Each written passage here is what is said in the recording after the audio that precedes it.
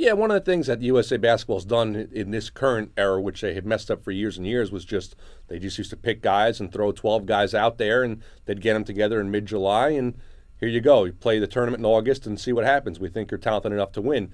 This time, these guys have been playing together now for 3 years. They picked this core group of guys in 2006 for the World Championships.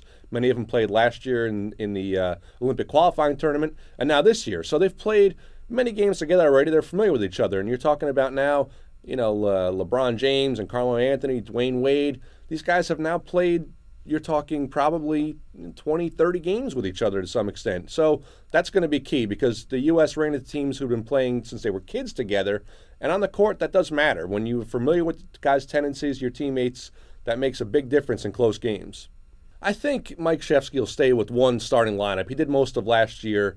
It's the same 5 guys he said he's going to start with, and it was, again, LeBron James, Carmelo Anthony, it's Dwight Howard, it's Jason Kidd, and it's Kobe Bryant. How did I forget Kobe Bryant? But you're talking about right then and there, then you have such a great bench. Obviously, you got 7 more guys you can bring in from Dwayne Wade to Chris Paul. So there's so many good choices for the U.S. team, and this is a really talented team. As much as everyone talks about the chemistry and things like that, let's not forget the U.S. also didn't bring its most talented team in 2004 when they lost, in 2006 when they lost in the World Championships. This is pretty much the best team they can bring, and that's going to make a difference. When people say the world caught up to U.S., they caught up to the teams the U.S. was sending. This eliminates a lot of the problems that U.S. had in previous Olympics, and this is the one here that is just built to win, is from a talent standpoint.